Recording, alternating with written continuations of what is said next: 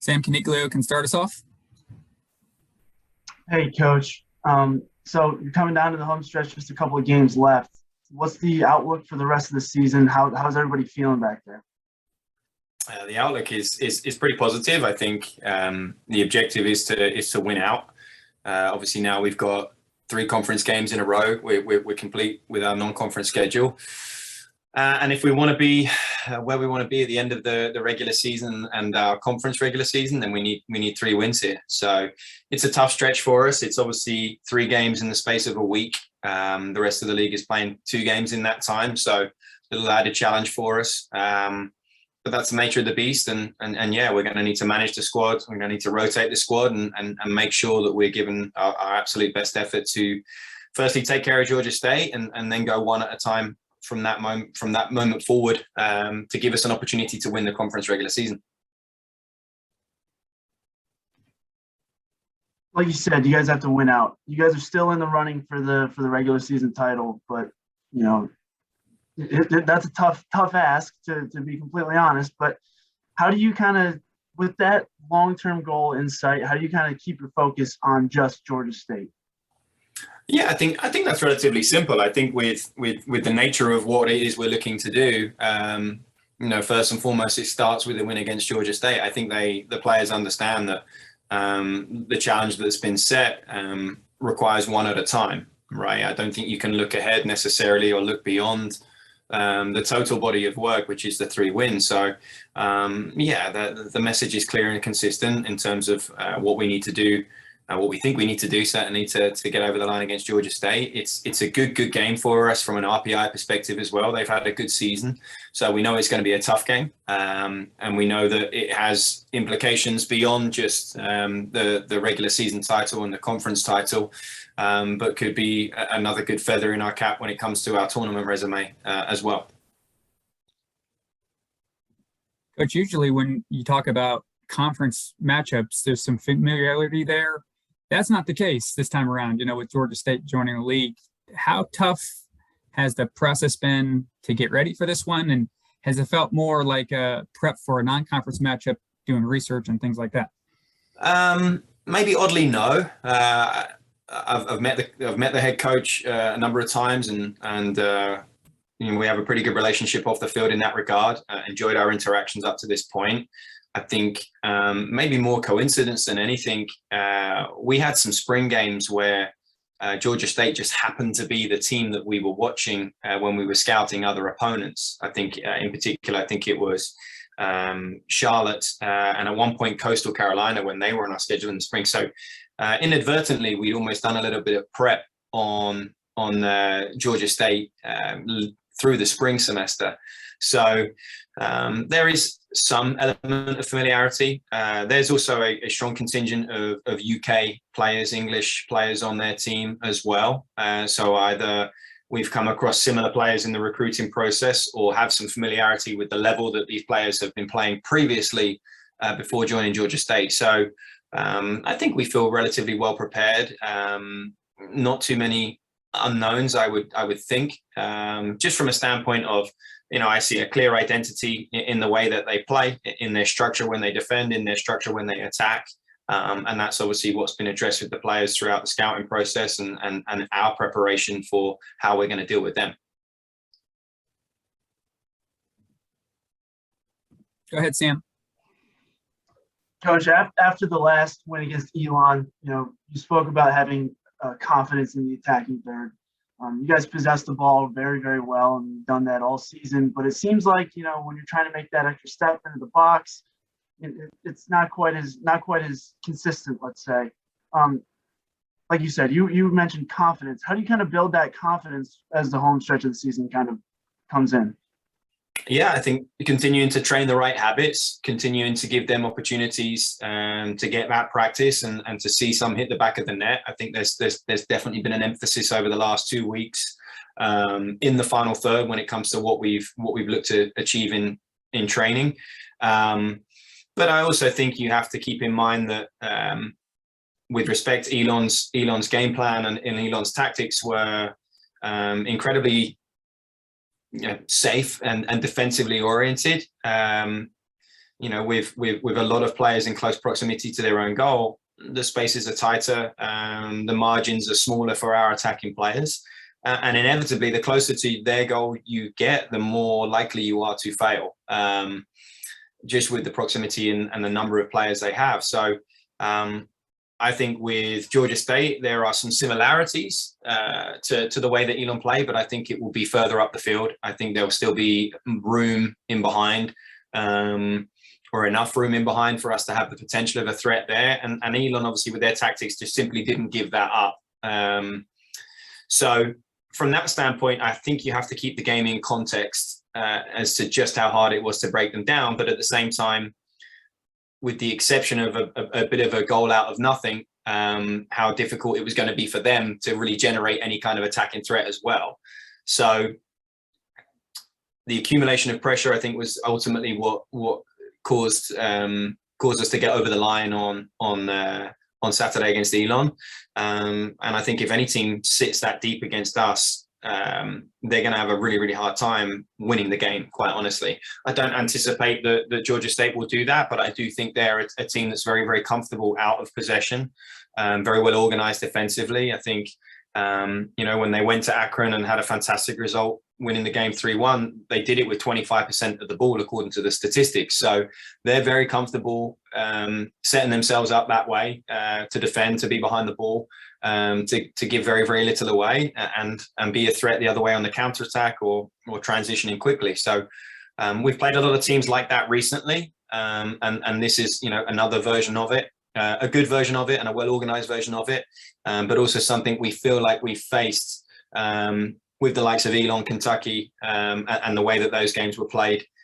This should be something that's quite familiar to us now. And again, hopefully, we can take some confidence from the performances that we've had in those games, and then obviously some of the goals that we've scored more recently in the Elon game.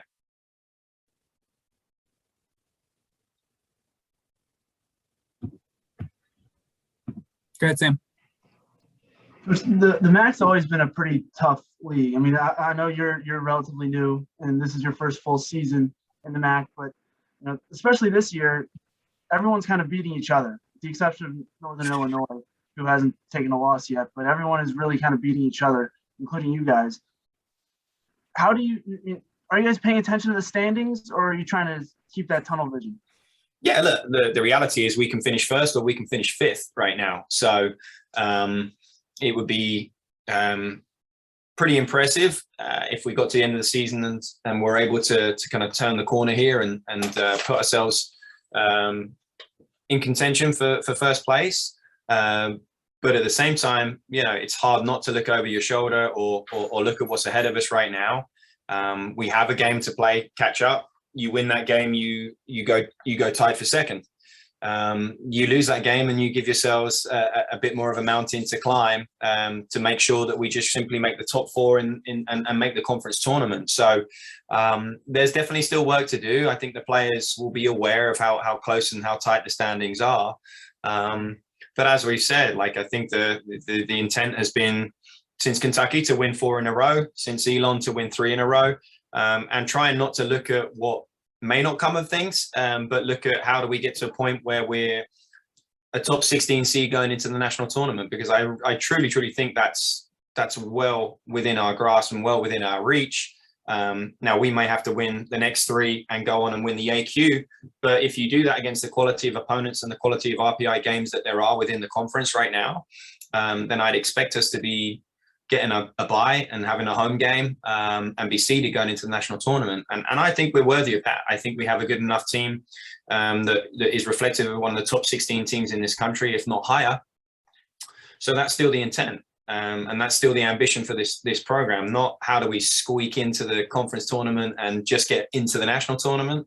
How do we give ourselves the best platform possible to really have a run in the NCAA tournament and be a Final Four team this season? Hi, Julia, go ahead. Hi, Coach. How do you plan on changing the conditioning style leading into 3 games in 7 days? I mean, how willing are you to kind of utilize the depth that has gotten some playing time but has not been the primary playmakers on this team yet? Because you're going to need them. Definitely. I think knock on wood, we should have Dion Drummers back into the mix starting tomorrow. So I think that gives us a little bit more depth from a defensive perspective. Obviously, we've been very, very reliant on Aaron, Kev, and Bjarne up to this point in the season, specific to their minutes and their volume. So having Dion back available might give us a little bit of latitude there to to rotate and keep the back three a little more fresh. But as far as I think the rest of the positions on the field, I think there's been a lot of rotation of players and will continue to be that way as part of our success. So I don't know that too much has to change there. Unfortunately, we're now coming to that point in the season where it's, you have to win the game. You have to make sure you get over the line. So at any given time, whatever the best 11 is, or the 11 that we think is most likely to help us at that moment of the game, that's what will be on the field. That means the back three have to play 270 minutes over the next three games and next week, then so be it. They know what's at stake. They know that we're coming to this point of the season where it's, you got to embrace the grind and make sure that the work ethic is there. But I hope they also understand that there are subtle things that we can do to manage ourselves in the game, to manage the tempo of the game a little bit better when appropriate. So the first and foremost, we need to win these games. And if we're in the fortunate position of being in winning positions, then maybe we can be a little bit more intelligent with either how we rotate the squad or how we manage those aspects of the game to limit the the amount of workload that they're incurring during each game.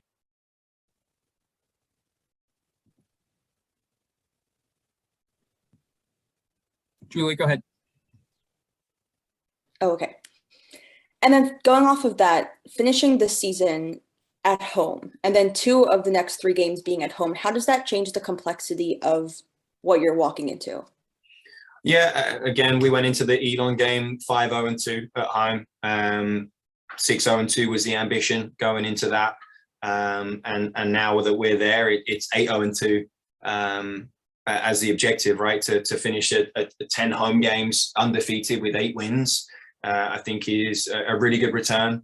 And also, if we were able to achieve that, knowing that you've got Georgia State and Bowling Green as 2 of those teams who are both in the top 40 from an RPI perspective, I think that's your ticket right there. I think that would pretty much assure us of a national tournament. But of course, we need to make sure that first it's Georgia State, and then it's a tricky one on the road at Georgia Southern to give us that potential and give us that opportunity. And Sam. Coach, you said Dion's coming back. In your opinion, what has the squad, I guess, lacked, for lack of a better term, in his absence, and what is he going to bring back when he returns?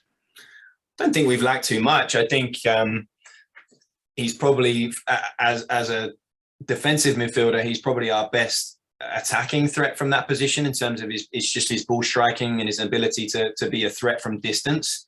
I think that would have helped in the game against Elon, where there was a lot of ball possession for the 2 central midfielders 25 yards out. I think we feel best about him being the one that's pulling the trigger from that type of range. So he definitely had something there. Obviously, it's another size advantage for us. It's another threat on our attacking set pieces and another good presence and body for defensive set pieces just because of his size. And then lastly, I would say, specific to his role as a central midfielder, I think he possesses the best range of passing from that position of our group of midfielders. So the ability to switch the play and hit that longer diagonal to potentially unlock a number 10 or a wing back for us. He has the best quality in those moments. I think in his absence, I think Otto has really, really stepped up and had a great season through this period. Once he got himself that opportunity and kind of worked his way into the starting lineup, he really hasn't looked back. And similarly, Ryan Bear and Paul Jimenez have done a great job. We've had Casimir obviously fill a role for us just in the last game, and he's continued to improve in training and really make his case for why he should play. So it's just another quality player, another headache for the staff, conceivably, of what's our best 11. And we also have to keep in mind that Dion hasn't played since Penn State. and it's been a very, very long time and a very long process for him to get back to being available for selection. So we don't want to expect too much from him too early. And we need to manage that and manage his expectations and in terms of how we build him back into contention for sure.